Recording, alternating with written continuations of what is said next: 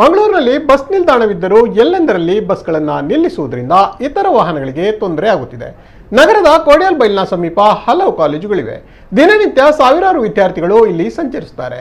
ಬೆಳಗ್ಗೆ ಮತ್ತು ಸಂಜೆ ಅವಧಿಯಲ್ಲಿ ಇಲ್ಲಿ ಶಾಲಾ ವಾಹನಗಳು, ಸಿಟಿ ಬಸ್ಸುಗಳು ಅನತಿ ದೂರದಲ್ಲಿ ಬಸ್ ನಿಲ್ದಾಣವಿದ್ದರೂ ಪ್ರಮುಖ ಜಂಕ್ಷನ್ ಬಳಿ ಬಸ್ಸುಗಳನ್ನು ನಿಲ್ಲಿಸುವುದರಿಂದ ಇತರ ವಾಹನಗಳ ಸಂಚಾರಕ್ಕೆ ಅಡ್ಡಿ ಉಂಟಾಗುತ್ತಿದೆ.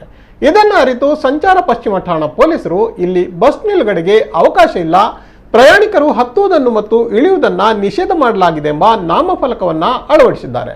ಆದರೂ ಕೂಡ ಸಿಟಿ ಸರ್ವಿಸ್ ಬಸ್ಗಳು ಇಲ್ಲೇ ನಿಲುಗಡೆಯನ್ನ ಮಾಡಲಾಗುತ್ತಿದೆ.